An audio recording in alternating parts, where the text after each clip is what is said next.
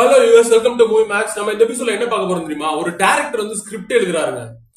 என்னடா கிரியேட்டிவிட்டி! அத்தனை படம் வந்திருக்கு, எவ்வளவோ ஸ்கிரிப்ட், எவ்வளவோ படங்கள், எவ்வளவோ மூவிஸ் வந்திருக்கு. இந்த டைரக்டரும் எழுதுறாரு. ஏதாவது நம்ம வித்தியாசமா ட்ரை பண்ணணும்னு யோசிச்சு எழுத ஆரம்பிக்கிறான். அந்த ஆளு எப்படி எழுதுறான்?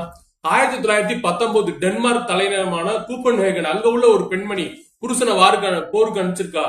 ஜெர்மனியோட போருக்கு அவன் போயிட்டானா, அவன் அங்க செத்துட்டானா, உயிரோட இருக்கானா தெரியல. வாழ்வாதாரம் ரொம்ப கஷ்டப்படுறா, சாப்பாட்டுக்கே வழி இல்லாம. ஏன்னா மக்கள் வந்து அந்த போருக்கு சமயத்துல எக்கனாமிக்கா வந்து ரொம்ப அடி வாங்கிடுச்சு நாடு, உலக பொருளாதாரமே. சோ அதனால எல்லாருமே கஷ்டப்பட்டாங்க. சோ அப்படிதான் இந்த பெண்மணியும் கஷ்டப்படுறா. சோ அப்படி கஷ்டப்படுற ஒரு பெண்மணியை பத்தி நம்ம ஸ்டோரி எழுத ஆரம்பிச்சுக்கிட்டே இருக்கான். அவன் எழுத ஆரம்பிச்சு ஒரு கிட்டத்தட்ட அந்த ஸ்டோரியை கொண்டு போய் என்ன பண்றான்னா, இதை நம்ம இன்னும் இன்ட்ரெஸ்டிங்கா ஆக்கணும்ட்டு ஒரு ஜெர்மனியவே ஆட்டி படைச்ச ஜெர்மனின்ட்ட டென்மார்க்ல ஒரு கொடூரமான வந்துட்டு சீரியல் கில்லர் டாமர் ஓபை அப்படின்றவ சின்ன குழந்தைங்களை, பிறந்த குழந்தைங்களை அப்படி இறக்கமே இல்லாம கொண்டு அதுல வந்து அவளுக்கு வந்துட்டு சந்தோஷமா இருந்திருக்கு. அதை வந்து அவ கோர்ட்ல வந்து நியாயம் வேறப்படுத்திருக்கா. ஏண்டா புள்ள பெக்குறீங்க, உங்களுக்கு வளர்க்க துப்புலையா அப்படின்னு கேட்டு. சோ அது புள்ள பெத்துறா, வளர்க்குறா, துப்புல, அதெல்லாம் வேற அடுத்த விஷயம். உன்னை யார் கொல்ல சொன்னா? சோ அத வந்து அந்த ரியல் லைஃப் கேஸ இதோட மர்ஜ் பண்ணி ஒரு பீரியட் கிளாசிக் டிராமாவை பிரசன்ட் பண்ணிட்டாருங்க. வேர்ல்டு இதுல கேனஸ் ஃபெஸ்டிவல் இதுக்கு எல்லாம் போயிடுச்சு, பல அவார்ட்ஸ் வாங்கிருச்சு. In fact official submission Denmark film அசோசியேஷன்ல இருந்து 97th அகாடமிக் அவார்ட்ஸ்க்கு நாமினேட் பண்ணிருக்காங்க. அது போக வந்துட்டு 32 அவார்ட்ஸ் வின் பண்ணிருக்கு, 42 நாமினேட்ஸ் பெண்டிங்ல இருக்கு, நாமினேஷன்ஸ். சோ அந்த ஒரு காரணத்துல இந்த படத்தை நான் பார்த்தேன். சோ என்னோட பாயிண்ட் ஆஃப் வியூல என்னோட ரிவ்யூ வந்துட்டு பார்க்கலாம். கூப்பன்ஹேகன் அப்படின்ற இந்த படத்தோட ஸ்டோரியை மைல்ஸ் பாயிலஸோட பாத்திரலாம். மைல்டா தான், ரொம்ப நாள் டீப்பா இல்ல. அது டீப்பா போனாலுமே இந்த படத்துல பெரிய ட்விஸ்ட் அண்ட் டர்ன்ஸ் எதுவுமே கிடையாது. பிளாட்டா போகும், ரா அண்ட் ரியலா தான் போகும். சோ அதனால வந்து கூப்பன்ஹேகன் அங்க வந்துட்டு கேர்லின் அப்படின்ற ஒரு பொண்ணு ஹஸ்பண்டோட இருக்கா. ஹஸ்பண்ட் பேர் பீட்டர். அவன் ஜெர்மனியை வந்து பாடா ஜெர்மனி நீயா நான் பாத்துக்கோ அப்படின்ட்டு வெறித்தனமா போருக்கு கிளம்பி போயிட்டான். இவன் கஷ்டப்பட்டு இருக்கா, அவன் போயிட்டான் வீர பேசிட்டு போருக்கு. ஓகே, அவனை பாராட்டலாம். பட் இவ வந்து கஷ்டப்படுறா, சாப்பாட்டுக்கே கஷ்டப்படுறா. ஒரு ஃபேக்டரியில வேலை பார்த்துட்டு இருக்கா, அங்கேயும் போதிய வருமானம் இல்ல. அவளோட பேஷன்ஸ் எல்லாத்தையுமே டெஸ்ட் பண்ணுது அந்த அங்க உள்ள சூழ்நிலை. இந்த வேர்ல்டு வார் எல்லாம் ஒட்டுமொத்தமா சேர்ந்து வீட்டு ஓனர் வந்துட்டு சொல்றான், இன்னைக்குள்ள நீ காலி பண்ணணும். அடுத்த டெனண்ட் வெளியில நின்றுட்டு இருக்கா ஒரு பொம்பளை வந்துட்டு குழந்தையோட. நீ முதல்ல நீ இன்னைக்கு 12 வாரம் நீ வந்துட்டு பேலன்ஸ் கொடுக்கணும், பேமெண்ட் கொடுக்கல, அதனால உடனே எவிக்ட் பண்ணு, வீட்டை காலி பண்ணி போ அப்படின்ட்டு மிரட்டுறான். அவ உள்ள வர்றா, டெனன்ட் அப்படியே நிக்கிறா. என்ன பண்றதுன்னு தெரியாம என்ன பண்ண போறான்னு எங்க போய் தெருல ரோட்ல படுக்கிறதா முடியாது, பொம்பளையாச்சே பாவம். சோ அதனால அந்த டெனன்ட் வந்து உள்ள வீட்டெல்லாம் பாத்துட்டு இருக்கா. பாத்துட்டு இவளையும் பாக்குறா. இவளை பார்த்துட்டு இவ என்ன சொல்லிடுறா, அந்த டெனன்ட்ட அந்த சின்ன குழந்தை ஒன்று இருக்கு பயந்து மாதிரியே. சோ அதை யூஸ் பண்ணி நம்மால் கரோலின் நம்ம கதாநாயகி என்ன சொல்றா, இங்க பெரிய எலிலாம் இருக்கு, உன்னை கடிச்சிரும் பாத்துக்கன்னு அந்த சின்ன குழந்தைய மிரட்டுறா. அதை பார்த்துட்டு அவங்க அம்மா ஒரே அந்த சின்ன குழந்தை சொல்லுது, எலி இருக்கு அந்த வீடு வேணாம் அப்படின்ட்டு. ஏண்டி என்ன எழுதியிருந்தா என்ன உனக்கு பிரச்சனை? இதோட கம்மியா நம்மளும் ரொம்ப கஷ்டத்துல தான் இருக்கோம். இது வந்து இந்த ஆள் தான் கம்மியான வாடகைக்கு வீடு விடுறான் அப்படின்னு சொல்லிட்டு அந்த குழந்தைய ஒரு ஆறு அஞ்சிட்டு இந்த வீடு தான் எங்களுக்கு வேணும்னு ஃபைனல் பண்ணிடுறான் அவன் இவளை பார்த்துட்டே. சோ அவ எப்படின்னு பாத்துக்குங்க. சோ அதுக்கப்புறம் அங்க இருந்து அவ வெளியேறி எப்படியோ அந்த ஊர் ஃபுல்லா அலைஞ்சு இன்னொரு வீடியோ கண்டுபிடிச்சிடறா. அதுக்கப்புறம் வீடியோ காம்பன்சேஷனுக்கு அப்ளை பண்றா. அங்க போனா டெத் சர்டிபிகேட் கொண்டு வான்றானுங்க. ஆனா அவ புருஷன் செத்துட்டானா இல்லையானே தெரியல. அப்புறம் எப்படி வந்துட்டு டெத் சர்டிபிகேட் கொடுப்பான் கவர்மெண்ட்ல இருந்து? கொடுக்க மாட்டேன்ட்டா ஆபீசியலா. சோ அதனால எந்த ரெக்கார்ட்ஸுமே இவட்ட இல்ல, அதுவும் கிடைக்கல. சோ அதோட இன்னொரு இடத்துக்கு ஒரு ஜோர்கன் அப்படின்ற ஒரு பிசினஸ் மேன், அங்க உள்ள ஒரு பணக்காரன் ஒரு ஃபேக்டரி வச்சிருக்கான். அவன்கிட்ட போய் பழகி அவனோட கம்பெனிலையும் சேர்ந்துடுறா. 2 பேருக்கும் ஒரு லவ் ஆயிருக்கு. இவளுக்கும் ஹஸ்பண்டோட நிலைமை என்னன்னு தெரியலன்றனால 2 பேரும் லவ் பண்ண ஆரம்பிச்சிடறாங்க. அதுக்கப்புறம் ஒரு ஸ்டேஜ்ல அவனோட லைஃப் அந்த ஃபேக்டரியில லைஃப் நல்லா போயிட்டு இருக்கல. ஒரு நாள் நடந்து போயிட்டு இருக்கா, கரலின் அப்படின்னு சவுண்ட் வருது. என்னடா இந்த குரலை எங்கோ கேட்ட மாதிரி இருக்கே அப்படின்னு திரும்பி பார்த்தா இவ புருஷன் இவ்வளவு பெரிய மாஸ்க் போட்டிருக்கான் மூஞ்சில. பீட்ரு ஜெர்மனியாவா பாத்துக்கோன்னு சொல்லிட்டு போனான்ல, அதுல ஜெர்மனிக்காரன் அடிச்சதுலையா இல்ல என்னன்னு தெரியல போர்ல இவனுக்கு இந்த பக்கத்துக்குள்ள அப்படியே இதாயிருச்சு. இந்த சைட்ல இருந்து பாதி வர இருக்காது மூஞ்சியே, ரொம்ப விகாரமா இருக்கும். மாஸ்க் போட்டு தான் வந்திருக்கான்.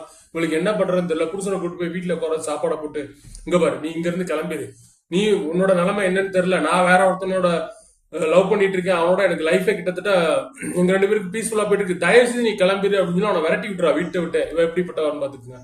சோ அதுக்கப்புறம் இவ ஒரு ஸ்டேஜ்ல ஜோர்கன் அவங்க வீட்டுல போயிட்டு உனக்கு கல்யாணம் பண்ணிக்கிறேன் அப்படின்னு கூட்டு போறான். அவங்க அம்மா சொல்லுது, இங்க பாரு இந்த மேலாம் இங்க வச்சுக்க கூடாது, முதல்ல இங்க இருந்து கிளம்பி ஓடிரு, என் பையன் பக்கத்தே நீ திரும்பி பார்க்க கூடாது, பார்த்தா உனக்கு கொண்டுருவேன் ஓடுறேன் அப்படின்னு சொல்லி விரட்டி விட்டுறது, இவள அங்க இருந்து கிளம்பிடுறா.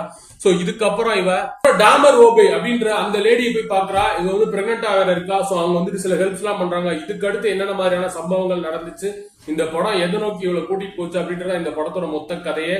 சோ இதுக்கப்புறம் இந்த படத்துல உள்ள பாசிட்டிவ்ஸ் அண்ட் நெகட்டிவ்ஸ் பத்தலாம் என்னென்ன பிரச்சனைகள்லாம் இருக்குன்ட்டு. இந்த படத்துல ஃபர்ஸ்ட் பாசிட்டிவ்ஸ் நான் பாக்குறது வந்துட்டு பர்ஃபார்மன்ஸ் தாங்க. சாரி, பர்ஃபார்மன்ஸ் விட்டுருங்க, அதுக்கு அடுத்து பின்னாடி போலாம். ஃபர்ஸ்ட் வந்து இந்த படத்துல உள்ள அந்த ஆர்டிஸ்டிக்கான விஷயங்கள்ங்க ஃபுல்லா இந்த 1910 காலகட்டத்துக்கு கிட்டத்தட்ட ஒரு சில மிஸ்டேக்ஸ் இருந்தாலுமே ஓரளவு நம்பகத்தன்மை எடுத்திருக்கானுங்க. ஒரு 50% நம்புற மாதிரி எடுத்திருக்கானுங்க.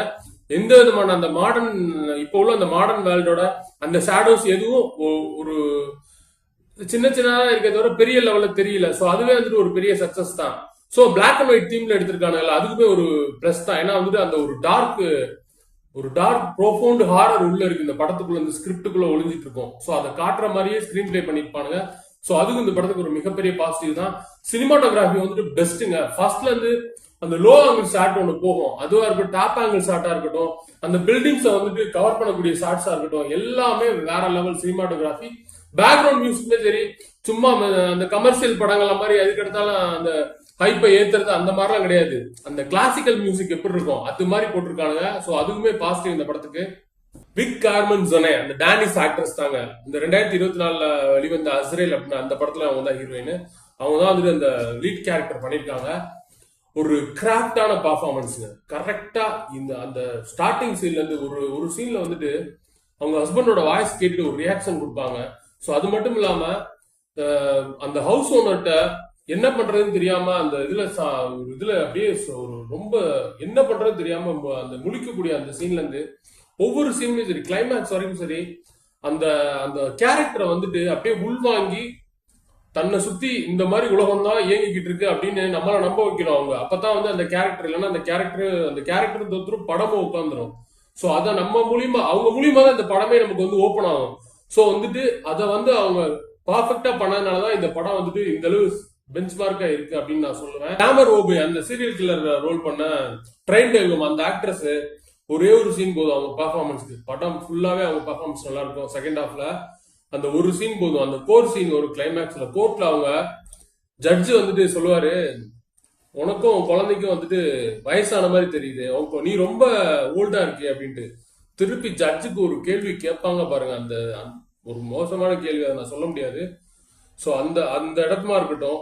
அது போக அவங்க கேரளின வந்துட்டு ஒவ்வொரு விஷயங்களையும் அவங்க வந்துட்டு இது இப்படிதான் பண்ணணும் அப்படின்ட்டு அந்த காம்ப்ரமைஸ் பண்ணிக்கிட்டே இருப்பாங்க கதாநாயகிய.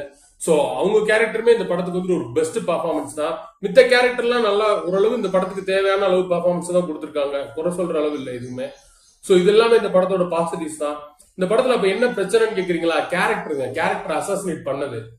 முதல்ல ஒரு வார் சோல்ஜரை வந்துட்டு ஒரு சர்க்கஸ்ல கூட்டிட்டு போய் விட்டது கூட பரவாயில்ல, சாப்பாட்டு கஷ்டப்படுறதுனால சர்க்கஸ்ல போய் வேலை பார்க்கறோம்னு வச்சுக்கலாம். அவரை கூப்பிட்டு எல்லாரும் முன்னாடி நிக்க வச்சு இவன் வந்து ஒரு மிருகம் மாதிரி, இவனை வந்து யாராவது தைரியம் இருந்தா தொடுங்க பாப்போம் கிட்ட வந்து அப்படின்னு ஒரு இது கட்டுற ஒரு கேவலப்படுத்துறது இருக்குல்ல. ஒரு வார் சோல்ஜரை ஒரு சினிமால இப்படிதான் பிரசன்ட் பண்ணுவீங்களா நீங்க? அந்த அந்த ஒரு வார் சோல்ஜர்ஸ் எல்லாரையும் கேவலப்படுத்துற மாதிரி கொச்சப்படுத்திருக்காங்க. எப்படி ஆஸ்கர் கொடுப்பானுங்க? அது மட்டும் இல்லாம ஹீரோயினோட பர்ஃபார்மன்ஸ் நல்லா இருந்துச்சு. இந்த கதைய இந்த ஸ்டோரி ஸ்கிரீன் பிளே எல்லாம் கூட ஒரு சில இடங்கள்ல ஸ்லோவா போகுது. அது ஓகே, ஸ்கிரீன் பிளே வந்து ஒரு சில இடங்கள்ல ரொம்ப ஸ்லோவா தான் போகும், வேற வழி இல்ல. டாக்குமெண்ட்ரி டிராமா மாதிரி பீரியட் டிராமா அப்படிதான் போகும்னு வச்சுக்கிட்டா கூட அந்த ஹீரோயின் கேரக்டர் இருக்குல்ல, அதை வந்துட்டு ஒண்ணு நியாயமான கேரக்டரா காட்டணும், இல்ல நல்லவளா காட்டணும், இல்ல கெட்டவளா காட்டணும். ஓகே, அப்படி ரெண்டு கலந்து கூட காமிக்கலாம். அதுல என்ன பாயிண்ட் நான் சொல்ல வரேன், அந்த ஒருத்த வந்து தப்பு பண்றான்னு தெரியுது, ஒண்ணு அந்த தப்புல இருந்து நம்ம வெளியில போயிடணும், அந்த தப்பை விட்டுட்டு அது நம்ம பண்ணக்கூடாது அப்படின்ட்டு. இல்லையா அந்த தப்பு அவ செய்யறாளா, அவளுக்கு ஒத்து போயிடணும். ரெண்டும் கட்ட இல்லாம ஒரு சில இடங்கள் அழுகுறது, அப்புறம் எஸ்கேப் ஆகி போறது, அப்புறம் ஸ்டார்டிங்ல நமக்கு தேவைன்னா என்ன மாதிரி வேணாலும் செய்யலாம் அப்படின்ற அந்த மாதிரி வந்துட்டு அந்த கேரக்டரை வந்து கொலாப்ஸ் பண்ணிட்டாங்க அப்படின்னு தான் சொல்லுவேன். அது மட்டும் இல்லாம இந்த படத்தோட ரன் டைம் கிட்டத்தட்ட ஒரு 2 hours இருக்கு. 2 hours இருந்தாலும் ஒரு சில சீன்ஸ் எல்லாம் ரொம்ப லென்த்தியா எடுத்து வச்சிருக்கானுங்க, டிராமாட்டிக்கா. சோ அதெல்லாம் வந்து பொறுமையா உட்காந்து பார்க்கணும் நீங்க. இந்த படம்லாம் அவங்க பொறுமையை ரொம்ப சோதிக்கும். பட் பொறுமையா உட்காந்து பார்த்தா ஒரு பெஸ்ட் படம். பட் ஆனா பொறுமையா உட்காந்து பாக்குறது உங்க கையில தான் இருக்கு. சோ இதெல்லாம் இந்த படத்துல இந்த மாதிரி பிரச்சனைகள்லாம் இருக்கு. பட் சின்ன சின்ன டீடைலிங்ஸ் எல்லாம் நல்லா தான் இருக்கு. சோ ஒட்டுமொத்தத்துல என்ன பொறுத்தளவு இந்த படம் வந்துட்டு உங்களுக்கு ஆர்ட் பிலிம் பிடிக்குமா, நீங்க வந்துட்டு ஒரு டாக்குமெண்ட்ரி டிராமா இது சம்பந்தமான கதைகள், வேர்ல்டு வார் சம்பந்தப்பட்ட படங்கள் பாப்பீங்கன்னா கண்டிப்பா இந்த படம் நீங்க ட்ரை பண்ணி பார்க்கலாம். ஸோ தேங்க்ஸ் ஃபார் வாட்சிங். Subscribe our channel.